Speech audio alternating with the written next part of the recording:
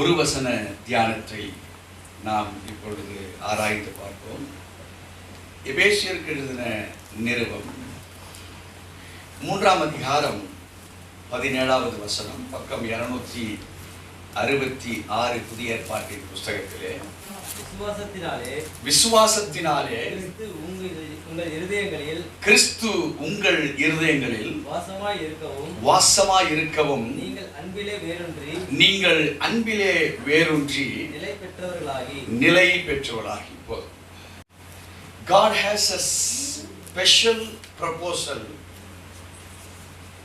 about the faith with his people. ஆண்டவர் விசுவாசத்தின் மேல் ஒரு பெரிய ப்ரொபோசல் வச்சிருக்கிறார். நம்ம பல காரியங்கள், நம்ம பணத்தை செலவு பண்ணி பல காரியங்கள், பல ப்ரொபோசலை நிறைவேற்றுகிறோம். மார்க்கெட்டுக்கு போகிறோம், பணத்தை எடுத்துகிட்டு போகிறோம், காய்கறிகள், வீட்டுக்கு வேண்டிய ப்ரொவிஷனல்ஸ் மற்றும் துணிமணிகள், ஒரு குழந்தைக்கு தேவையானது, பெரியவங்களுக்கு தேவையானது, கெட்டு போகாத பொருள், கெட்டு போகிற பொருள் எடுத்துட்டு வந்து, கெட்டு போகிற பொருள்லாம் ஃப்ரிட்ஜ் உள்ள வைக்கிறோம். சில பொருட்கள் வெளியே வைக்கிறோம், சில மேஜை மேலே வைக்கிறோம். If it is a gold, ஒரு தங்கமாக இருந்தால் அதை கடைசியாக எடுத்துகிட்டு போய் இல்லை முதல்ல எடுத்துகிட்டு போய் பீரோ உள்ள வச்சு லாக் பண்ணியிருப்பாங்க. See, the proposal differs. தீர்மானங்கள், it is being divided. தீர்மானம் என்ன செய்யப்படுகிறது? பிரிக்கப்பட்டு எது எங்க எப்படி என்பது இந்த சிந்தை மிக அறிவான ஒரு சிந்தையாக நாம் செயல்படுகிற செயல்பாடுகளிலே நாம் வாழ்கிறோம். But what is the spiritual thought? ஆவிக்குரிய சிந்தை என்ன? It is an important factor. அது ஒரு முக்கியமுள்ள ஒரு ஸ்தானமாக இருக்குது ஒரு பிலீவருக்கு. ஹல்லேலூயா. யாருக்கு அது முக்கியமான ஸ்தானமா இருக்கு? நல்ல பிலீவர், தேவச்சனமே. இங்கே வேதம் சொல்லுகிறது, விசுவாசத்தினாலே கிறிஸ்து உங்கள் இருதயங்களில் வாசமாயிருக்க. Is God. உங்களுக்குள் வாசமாயிருக்கிறாரா? இல்ல மார்க்கெட்டு போய் ஒரு பையில பொருட்கள் வாங்கிட்டு வந்து எந்த விசுவாசத்துல தங்கத்தை கொண்டு போய் பீரோல வைக்கிறீங்க? அழுகி போகிற தக்காளியை கொண்டு போய் பீரோல வைக்கிறோமா? அந்த அளவுக்கு யாரும் முட்டாள் இல்லை மனுஷனுங்க. கிறிஸ்தவன் நம்புறாங்களோ நம்பலையோ, அந்த அளவுக்கு முட்டாளே எனக்கு தெரிஞ்சு இல்லை. ஒருவேளை அப்படி ஆட்களை நீங்க பார்த்திருந்தீங்கன்னா நீங்க பாக்கியவான்கள். இங்கே ஆங்கிலத்துல ஒரு வார்த்தை உண்டு, டிவியா.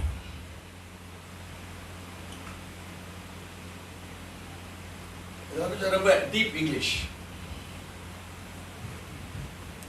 இந்த டிவியா என்கிற ஒரு ஆங்கில பதம் நமக்கு என்ன சொல்லுகிறது என்றால், அற்ப விஷயங்கள்,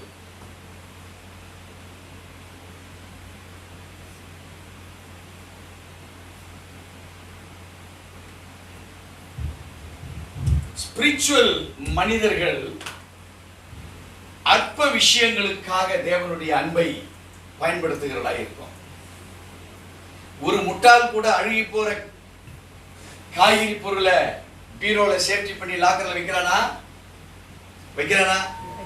இந்த டிவியா என்கிற ஒரு ஸ்பிரிட் கிறிஸ்தவ ஜனங்கள் மத்தியில ரொம்ப அசைவாடிட்டே இருக்கு. ஆவிக்குரியவைகள் தான் படிப்பான், ஆனா ஆவிக்குரியவைகளை அவன் சிந்தித்து பார்க்கவில்லை. அற்ப விஷயங்கள்ல தன்னுடைய ஸ்பிரிச்சுவல் பவரை யூஸ் பண்றானா இருக்கிறான். எல்லா விசுவாசிகளும் நிறைய பேர் வருவாங்க, செய்தியை கேட்பாங்க. என்ன சிஸ்டர் புரிஞ்சுதா? என்ன பிரதர் புரிஞ்சுதா? கட்ட விழுக்கப்பட்டிருக்கீங்களா நீங்க? அந்த நேரம் தான் பாஸ்டர் காது கையிச்சு பாருங்க அடைச்சிச்சு. ஒன்றும் புரியல எனக்கு. ஆண்டவர் இந்த உலக பிரகாரமான உன்னுடைய வாழ்க்கையை பார்க்காத, இதுதான் உலக பிரகாரமான ஒரு வாழ்க்கை.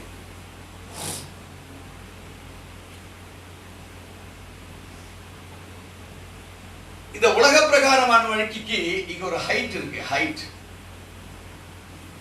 இதுக்கு ஒரு லென்த் இருக்குது. இதுக்கு இந்த உள்ள ஒண்ணு போகுது பாத்தீங்களா, இந்த டிஸ்டன்ஸ், இதுக்கு விட்த் இருக்கு. ஒரு வால்யூம் அப்படின்னு போட்டீங்கன்னா length into breadth into height, இதுதான் வால்யூம். ஏரியா என்று போட்டீங்கன்னா லென்த் இன்டு பிரெத் மாத்திரம் தான், ஹைட் வராது. ஆண்டவர் மல்டி ஃபேஸ்ட் டிவைன் பர்சன். எந்த பொருட்கள் எடுத்தாலும் we have 3 dimensions maximum. இந்த 3 dimensions, இந்த 2 dimensions தாண்டின ஒரு ஆண்டவர் கொடுக்கிற அந்த ஃபெய்த் தான் நீங்க ஃபாலோ பண்ண ஆரம்பிக்கணும். 100க்கு 100ன்னு சொன்னா நல்லா இருக்காது. அதனால 99 பேரு இந்த ஃபெய்த்ல தான் ஆண்டவரை பார்த்துட்டு இருக்கிறான். இது டோட்டலி வேர்ல்டு கான்செப்ட். சும்மா மேலோட்டத்தில் இருக்கிற ஸ்பிரிச்சுவல் கான்செப்ட் தான் இது. வேத விற்பனர்கள் ஸ்காலர்ஸ் என்ன சொல்றாங்கன்னா, இந்த அற்பமான விஷயங்களை இதுக்குள்ள கொண்டு வந்துட்டு இதை தான் கிரேட்டா பார்த்துட்டு இருக்கிறோம் நம்ம எல்லாருமே. இன்னைக்கு வெற்றி பெறாத அத்தனை விசுவாசிகள், வெற்றி பெறாத ஊழியக்காரர்கள், வெற்றி பெறாத பிஷப்மார்கள், வெற்றி பெற முடியாத சகல பரிசுத்தவான்களும் their life is within herself. இதுக்குள்ளவே தான் இருக்கு.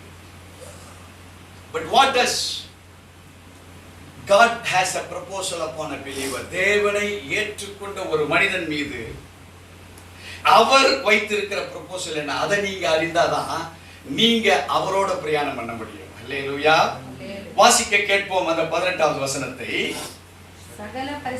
சகல பரிசுத்தவான்களோடு கூட கிறிஸ்துவினுடைய அன்பின் அகலமும். இப்போ இங்க வேதம் சொல்லுகிறது, ஒன்னு அன்பு என்ற அகலம், நீளமும் ஆழமும் உயரமும்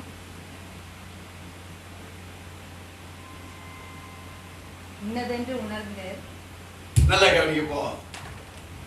The word of the faith is based upon the love of the God. அவருடைய அன்பை சார்ந்து இந்த அன்பு என்கிற ஒரு ஜெனரல் ஆட்டிடியூட நம்ம விட்டுறணும். அவர் அன்பாகவே இருக்கிறார். அது யாரை கேட்டாலும் சொல்லுவாங்க. தேவனே நம்பல, அவன் கூட சொல்லுவான். சிலுவையில் அடிக்கும் போது கூட அவர் அறியாமல் செய்கிற இவர்களை மன்னியும் என்று கேட்டார். அந்த மாதிரி அன்புலாம் யாருக்கு வராதுன்றத. நம்மளாம் 4 தடவை அடிக்கிறது பார்ப்போம். 39 அடி வரைக்கும் நாங்களாம் நிற்க மாட்டோம். ஒன்று என்னால் திருப்பி அடிக்க முடியல, அடிக்கிறத சாட்டையை பிடிச்சிப்பேன். தேவனுடைய அன்பு அதுக்கு அகலம் இருக்கு, அதுக்கு நீளம் இருக்கு, அதுக்கு ஆழம் இருக்கு, அதுக்கு உயரம் இருக்கு. உலக பிரகாரமான ஒரு வால்யூம்ல ஒரு லென்த், ஒரு பிரெத் என்கிற வித்து, ஒரு ஹைட்டை தவிர வேற ஒண்ணுமே கிடையாது. எதை எடுத்துங்க, இந்த புக் எடுத்துங்க, இதுக்கு ஒரு லென்த் பிரெத் ஹைட். செல்போன் எடுத்துங்க, லென்த் பிரெத் ஹைட். ஒரு சிலிண்டருக்கு எடுத்துங்க, சர்க்கம்ஃபரன்ஸ் இன்டு ஹைட், அதுதான் அதனுடைய வால்யூம். இங்கே ஆண்டவர் விளக்குகிறார் 17 விசுவாசத்தினாலே கிறிஸ்து உங்கள் இருதயங்களில் வாசமாய் இருக்கவும். If God is present in our heart, in our soul, it has a multi-dimensional visions over us. அது அந்த அன்பு, அது அகலத்திலும் நிகழத்திலும் ஆழத்திலும் உயரத்திலும் it is indefinite. அது எந்த அளவில் உலகத்தில் இருக்கிற எதை எடுத்தாலும் it has a definite measurement. அப்படிதானே இல்லையா? இங்கே வேதம் சொல்லுகிறது, சகல பரிசுத்தவான்களோடு கூட கிறிஸ்துவினுடைய அன்பின் அகலமும் நிகழமும் ஆழமும் உயரமும் இன்னதென்று உணர்ந்து, if we are not aware, நாம் அதை பற்றி உணராதவர்களாய் இருப்போமானால், never the faith of the God is 100% upon you. அவர் உங்க மேல உன்னை கொண்டு என்ன ப்ரொபோசல் வைத்திருக்கிறாரோ அந்த ப்ரொபோசலை உன்னால உலக பிரகாரமான எந்த பொருளை பீரோல, எந்த பொருளை ஃப்ரிட்ஜ்ல, எந்த பொருளை மேல வைக்கும் என்று உலக பிரகாரமாய் அறிந்திருக்கிற அந்த அறிவு ஸ்பிரிச்சுவல் பார்க்கும்போது அற்ப விஷயங்களா இருக்கும். நீங்க எடுத்த பாடுகள், முயற்சிகள், அவைகள் எல்லாம் it will be trivia. இன்னைக்கு ஏன் தோற்று போய் கொண்டிருக்கிறோம் கிறிஸ்தவர்கள்? தேவச்சனமே, காரணம் மல்டி ப்ரொபோர்ஷனல், மல்டி டைமென்ஷனல் அவருடைய அன்பு நம்ம யாருக்குமே இன்னும் தெரியாது. ஜெனரலா தெரியும், உலக பிரகாரமான மனிதர்கள் அறிந்து வைத்திருப்பது போல. இங்கே வேதம் சொல்லுகிறது 19வது வசனத்துல, அறிவுக்கு எட்டாத அந்த அன்பை அறிந்து கொள்ள வல்லவர்களாகவும் தேவனுடைய சகல பரிபூர்ணத்தினாலும் நிரப்பப்பட்டவர்களாகவும் அவர் தமது மகிமையினுடைய ஐஸ்வர்யத்தின்படியே உங்களுக்கு அனுகிரகம் பண்ண வேண்டும் என்று வேண்டிக் கொள்கிறேன் என்று அப்போஸ்தலனாகிய பவுல் உணர்ந்து நமக்கு கற்றுக் கொடுக்கிறார். பவுல் பார்த்தார், ஜீசஸ் என்னைக்குனா சிக்னஸ்ல போய் விழுந்தாரா? நல்லா கவனித்து பாருங்கள். அவர் ஏழ்மைக்கு பிச்சை எடுக்கல. அவரு அப்பா கிட்ட, அப்பாவுக்கு செலவு காசு கொடுங்க, இந்த மாசம் வரவில்லை கம்மி. ஏதாவது ஜீசஸ் ஏதாவது அப்பா கிட்ட காசு கேட்டிருந்தாரா? கஷ்டம் ஏதாவது நின்னாரா? பாரம் என்று என்னைக்காவது நின்றிருக்கிறாரா இயேசு சுவாமி? அவருடைய அன்பில் உள்ள அந்த அகலத்தையும் நிகழத்தையும் ஆழத்தையும் உயர்த்தியும் எங்க நீங்க உங்களை பிராக்டிஸ் பண்ண இறங்குறீங்களோ அவருக்குள்ள தரித்திரம் இல்லை, உனக்குள்ள தரித்திரம் இருக்கக்கூடாது. Why Jesus lived a life divine? எப்படி அவர் அப்படிப்பட்ட ஒரு மகிமையின் வாழ்வை வாழ்ந்தார்? எதை இப்ப அப்போஸ்தலனாகிய பவுல் நமக்கு கற்றுக் கொடுத்தாரோ இவைகள் எல்லாம் கிறிஸ்துக்குள்ள அவருக்கும் தேவனுக்கு இருந்த உறவுல அது அப்படி இருந்தது. அல்லேலூயா. ஆனா நமக்கும் கிறிஸ்துக்கும் உள்ள உறவுல அது அப்படி இல்லை. அதுதான் ப்ராப்ளம். நம்ம காரியங்கள் ட்ரைவியா அற்ப விஷயங்கள்ல தான் இந்த மூளையை ஸ்பிரிச்சுவல்ல செலக்ட் பண்ணிக்கிட்டு இருக்கோம். ஒரு பூ கட்டுறதுக்கு ஒரு நாரோ ஒரு கயிறோ போதுமா? ஆனா என்ன பண்றோம், நம்ம தங்கத்தை உருக்கி அதை கம்பி செய்து அதை நைப்பாக்கி அதுல பூவை கட்டிட்டு இருக்கோம். தங்க யாருன்னா the Almighty God. பூ இன்னைக்கு காலையில மலர்ந்தது, அவ்வளவுதான். அது செடியில இருந்தாவது கொஞ்சம் இன்னொரு ஒரு நாள் நிற்கும். அதை நம்ம ஆளுங்க என்ன பண்றோம், அந்த செடியில இருந்து அது அழகு காமிக்கிறது அதை பூத்து வச்சிருக்கு. இது நம்முடைய விசுவாசம் இருக்குது, அன்பு. ஆனா it is non-dimensional, not with a specific dimension. அது அளவு எடுக்க முடியாத ஒரு ஷேப்ல இருந்துச்சு. தேவனுடைய பரிபூர்ணமான அன்பை பவுல் ருசித்து எழுதியிருக்கிறார். அவர் மனுஷன் தானே? பவுல் மனுஷனா? அவர் தேவ தூதரா? அந்த ஆளுக்கு வந்திருக்கியா, அந்த பரிசுத்தவானுக்கு வந்திருக்கியா தாட். ஆனா உனக்கு எனக்கும் காண எங்க போச்சு தெரியல, மறைஞ்சிருக்கா இல்ல சுத்தமா வாஷ விட்டா? நம்மளுக்கெல்லாம் நம்மளை ஆராய்ந்து பாருங்க. God is very much particular. நம்ம மேல ரொம்ப சிந்தையா இருக்கிறார். அவர் மல்டி டைமென்ஷனல் டிவைன் பர்சன். நீங்க டைமென்ஷனல் டிவைன் பர்சன். இப்ப நாம அவரோட இணைவோமானால் இந்த அற்ப விஷயங்கள் அல்ல, பரலோகத்திலே செய்யப்படுவது போல இந்த பூமியிலே உன்னையும் என்னை கொண்டும் செய்வார். எத்தனை பேர் விசுவாசிங்க? இந்த வசனத்தை விசுவாசிங்க. எபேசியர் 3, இந்த 3 வசனங்களை உங்க வீட்டுல போய் நல்ல தியானம் உட்காருங்க. இப்ப வேணா நேர் முழங்கால உட்காருங்க. உண்மையிலே நேர் முழங்கால உட்கார்ந்து 17, 18, 19 இங்க வேதம் போட்டிருக்க அறிவுக்கு எட்டாத 19 என்ன சொல்றாரு? அறிவுக்கு எட்டாத அந்த அன்பை அறிந்து கொள்ள வல்லவர்களாகவும் தேவனுடைய சகல பரிபூர்ணத்தினாலும் நிரப்பப்படவும் அவர் தமது மகிமையினுடைய ஐஸ்வர்யத்தின் பதியே உங்களுக்கு அனுகிரகம் பண்ண வேண்டும் என்று இதை வேண்டாத நீ செய்யற எந்த வேண்டுதலா இருந்தாலும்